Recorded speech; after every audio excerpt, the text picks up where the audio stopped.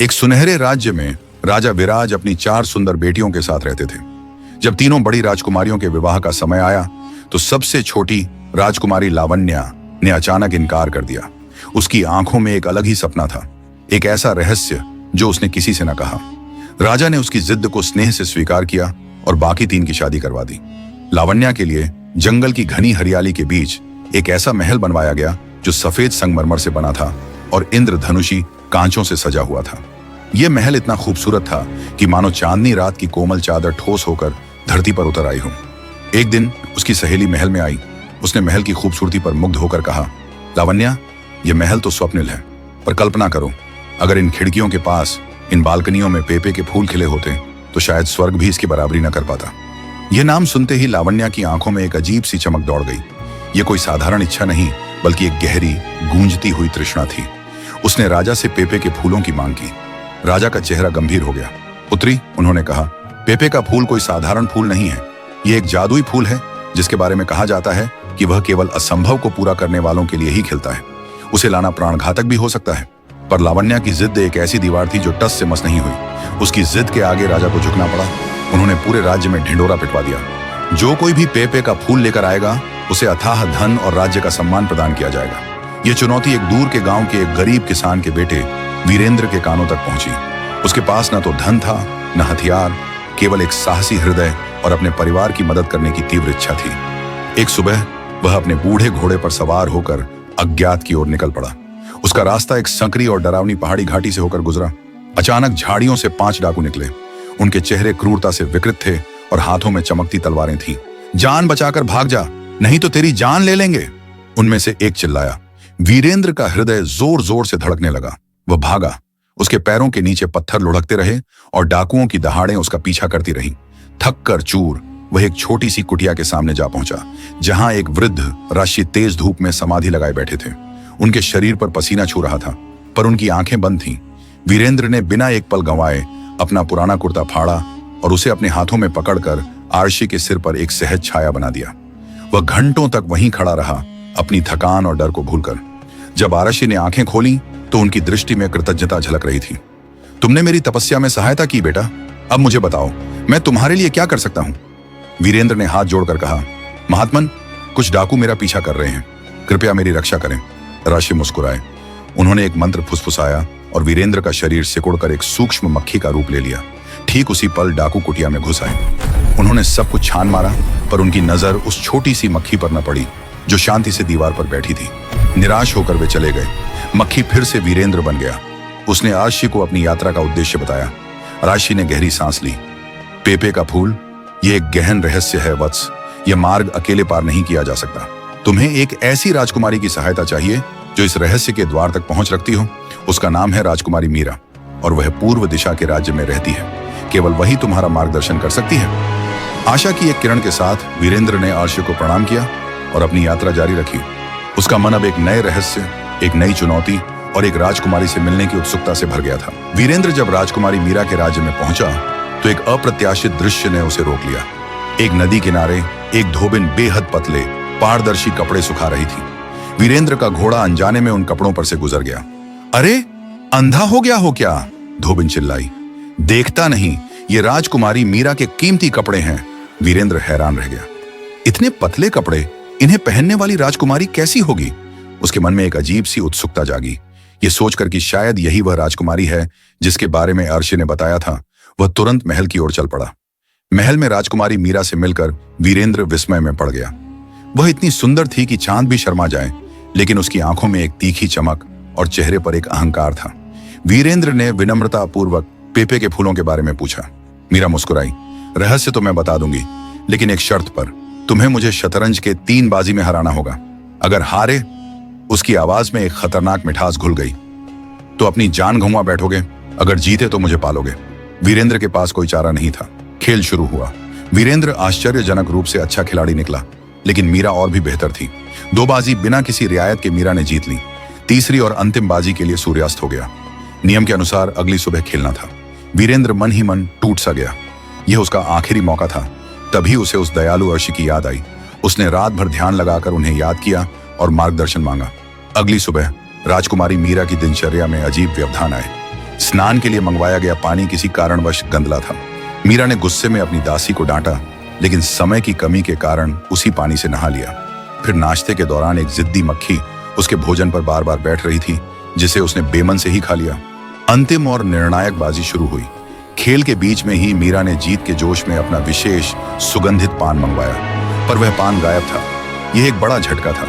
इसी असमंजस और व्यवधान का फायदा उठाकर वीरेंद्र ने एक शानदार चाल चली और बाजी अपने नाम कर ली। मीरा हार के झटके से स्तब्ध थी। तभी वीरेंद्र ने खुलासा किया, महारानी, कल रात मैंने आशी की कृपा से ही मक्खी का रूप धारण किया था। आपके पानी में मिट्टी मैंने ही डाली, आपका भोजन मैंने ही झूठा किया और आपका पान भी मैंने ही छुपाया था। आपने अपने ही नियम तोड़े। आप गंदे पानी से नहाए और झूठा खाना खाया। मैंने शतरंज की बाजी ही नहीं, आपके अहंकार की बाजी भी जीत ली है। पहली बार मीरा की आंखों से अहंकार की चादर उतर गई। हार ने उसे विनम्र बना दिया। उसने न केवल पेपे के फूलों का रहस्य बताया, बल्कि वीरेंद्र के साहस और बुद्धिमत्ता से प्रभावित होकर उसने विवाह का प्रस्ताव भी रखा। वीरेंद्र ने प्रस्ताव स्वीकार कर लिया। शादी के बाद का समय रोमांच और सुख से भरा था। नए प्रेम और राजसी ऐश्वर्य में वीरेंद्र अपने मूल लक्ष्य को भूल सा गया। पर एक दिन अचानक उसे अपना वादा और अपनी यात्रा का उद्देश्य याद आया। उसने मीरा से कहा, अब मुझे जाना होगा, लेकिन जब मैं अपनी यात्रा पूरी करके लौटूंगा तो तुम्हें अपने साथ ले जाऊंगा। अपना वादा निभाते हुए वीरेंद्र पुष्प लोक के रहस्यमय मार्गों से होकर आगे बढ़ा। जैसे ही वह उस द्वार से गुजरा, उसकी आंखें विस्मय से फैल गईं। चारों ओर अनंत फूलों के सागर लहरा रहे थे, ऐसे रंग जिनका कोई नाम नहीं, ऐसी सुगंध जो आत्मा को छू ले। यह स्वर्ग का दृश्य था, जहां प्रकृति ने अपनी समस्त कल्पनाशीलता उंडेल दी हो। लेकिन इस सुंदरता के बीच एक चुनौती खड़ी थी। रास्ते में एक विशाल उफनती नदी बह रही थी, जिसके पार ही पेपे के फूलों का बाग दिख रहा था। वीरेंद्र जैसे ही नदी पार करने का रास्ता ढूंढ रहा था, एक करुण चीख ने उसका ध्यान खींचा। बचाओ, कोई तो बचाओ! एक कुरूप लड़की नदी की धारा में संघर्ष कर रही थी, डूबने के कगार पर।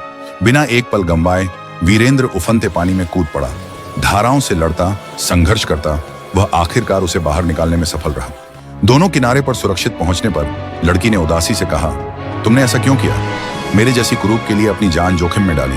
तुम्हें तो शर्म आनी चाहिए, मुझे छूने में भी। वीरेंद्र ने मुस्कुराकर जवाब दिया, क्या सूरज इसलिए नहीं निकलता कि कोई फूल खिला नहीं? क्या नदी इसलिए बहती है कि कोई प्यासा है? मैंने तो बस वही किया जो मनुष्य होने का धर्म है। लड़की ने जिज्ञासा से पूछा, पर तुम तो एक राजकुमारी के प्रेम में हो, फिर दूसरी स्त्री की चिंता क्यों? वीरेंद्र ने गंभीरता से कहा, प्रेम तो आत्मा का विस्तार है, संकुचन नहीं। जिस प्रकार एक दीपक हजारों को प्रकाश दे सकता है, उसी प्रेम का प्रकाश भी तो अनंत हो सकता है। लड़की की आंखों में चमक आ गई। और अगर मैं तुम्हें बताऊं कि तुम्हारा लक्ष्य यहीं तुम्हारे सामने है? वीरेंद्र ने कोमलता से कहा, तो भी मेरा उत्तर वही रहेगा, क्योंकि तुम्हारा जीवन किसी फूल से कम मूल्यवान नहीं। यह सुनते ही एक चमत्कार हुआ। लड़की का क्रूप शरीर एक दिव्य प्रकाश में घुल गया और उसकी जगह एक स्वर्गीय सुंदरता वाली देवी प्रकट हुई। उसके होंठों पर मुस्कान थी और जैसे ही वह हंसी, उसके मुख से पेपे के खिले हुए फूलों की वर्षा होने लगी। मैं ही पेपे की देवी हूं, उसने कहा। तुमने निस्वार्थ प्रेम और साहस की अंतिम परीक्षा पास कर ली है। तुम्हारी बुद्धिमत्ता ने मीरा का अहंकार तोड़ा और तुम्हारी करुणा ने मेरा हृदय जीत लिया। देवी ने अपना हाथ बढ़ाया। क्या तुम मुझे अपने साथ ले चलोगे? वीरेंद्र ने खुशी खुशी हाँ कह दिया। इस प्रकार वह पेपे की देवी और राजकुमारी मीरा दोनों को लेकर अपने राज्य वापस लौटा। लौटने पर पेपे की देवी ने राजकुमारी लावण्या के महल में फूलों की वर्षा कर दी। वीरेंद्र ने फूल राजा को भेंट किए और छोटी राजकुमारी ने खुशी से महल को सजा लिया। राजा ने वीरेंद्र को अपने दरबार में उच्च पद, धन दौलत और सम्मान से नवाजा। वीरेंद्र अपने माता पिता और अब दोनों सुंदर पत्नियों मीरा और पेपे की देवी के साथ प्रेम और सुख से भरा जीवन जीने लगा। कुछ समय बाद राजा के मन में एक नई चिंता ने जन्म लिया। एक दिन दरबार में ज्योतिषी को बुलवाकर उन्होंने पूछा, बताओ पंडित जी, मेरे स्वर्गवासी माता पिता की क्या दशा है? लालची दरबारियों से रिश्वत खाए ज्योतिषी ने झूठा भविष्य बताया। महाराज, आपके माता पिता स्वर्ग में भी दुखी हैं। उनके शरीर में जुएं पड़ गई हैं, वे प्यासे हैं और आपकी सेवा के लिए तरस रहे हैं। यह सुनकर राजा व्यथित हो गए। पर मैं जीते जी उनकी सेवा कैसे कर सकता हूं? तभी वीरेंद्र से ईर्ष्या रखने वाले दरबारियों ने कान में कहा, महाराज, यह काम तो केवल वीरेंद्र ही कर सकता है। उसे पुष्प लोक का अनुभव है। राजा ने वीरेंद्र को आदेश दिया, तुम्हें स्वर्ग जाकर मेरे माता पिता की सेवा करनी होगी। वीरेंद्र उदास होकर घर लौटा। जब पेपे वाली देवी ने सारी बात सुनी तो वह मुस्कुराई। चिंता मत करो, उन्होंने कहा, एक योजना है। राजा से कहो कि वह आपके लिए स्वर्ग जाने की अर्थी लगवाए। वीरेंद्र ने वैसा ही कहा। राजा ने भव्य अर्थी का प्रबंध किया। जब वीरेंद्र चिता पर लेटा तो ईर्ष्यालु दरबारियों के चेहरे पर खुशी थी। राजा ने स्वयं चिता को अग्नि दी, परंतु वीरेंद्र ने राजर्षि द्वारा सिखाई कला से स्वयं को मक्खी में बदल लिया और चुपचाप चिता से निकलकर अपने घर लौट गया। कुछ दिनों तक वह अपनी दोनों पत्नियों के साथ आराम से रहा। कई दिनों के बाद जब राजा अपने माता पिता के बारे में खबर की प्रतीक्षा करते करते व्याकुल हो रहे थे, तभी दरबार में एक अजनबी ने प्रवेश किया। उसकी लंबी सफेद दाढ़ी और घुंघराले बाल उसे रहस्यमय बना रहे थे, मानो वह स्वर्ग और पृथ्वी के बीच की किसी अज्ञात दुनिया से सीधा आया हो। वह कोई और नहीं बल्कि स्वयं वीरेंद्र था, जिसने एक कुशल भेष धारण किया हुआ था। उसने राजा को गहरा नमन किया और गंभीर स्वर में कहा, महाराज, मैंने आपके माता पिता को ढूंढ निकाला है। मैंने उनकी सेवा करके उन्हें प्रसन्न कर दिया है। वे अब शांत हैं। राजा के चेहरे पर राहत की लहर दौड़ गई, किंतु तभी वीरेंद्र ने आगे कहा, पर एक नई समस्या उत्पन्न हुई है। स्वर्ग में नाई की कोई व्यवस्था नहीं है। उनकी दाढ़ी और बाल इतने लंबे हो गए हैं कि उनमें जुएं पड़ गई हैं, जो उन्हें फिर से व्यथित कर रही हैं। आप कृपया कोई नया सेवक भेजें जो उनकी इस व्याधि को दूर कर सके। यह सुनते ही सारा दरबार स्तब्ध रह गया। जो दरबारी वीरेंद्र की मृत्यु पर मन ही मन खुशियां मना रहे थे, वे उसे सामने जीवित देखकर हैरान और भयभीत हो उठे। उनकी चाल विफल होती दिख रही थी। राजा, जो इस बात से अनजान थे कि यह भेषधारी व्यक्ति वही वीरेंद्र है, ने तुरंत आदेश दिया, ठीक है, हम एक नए सेवक को भेजेंगे। और इस प्रकार वही ईर्ष्यालु दरबारी जिसने यह सारी योजना बनाई थी, स्वयं अपने ही जाल में फंस गया। उसे स्वर्ग भेजने की औपचारिकता पूरी की गई और उसका अंत हो गया। इस चतुर योजना का रहस्य केवल वीरेंद्र, पेपे की देवी और मीरा ही जानती थी। पेपे की देवी ने न केवल अपने पति के प्राण बचाए, बल्कि उसकी नौकरी और सम्मान को भी अपनी अद्भुत बुद्धिमत्ता से सुरक्षित कर लिया।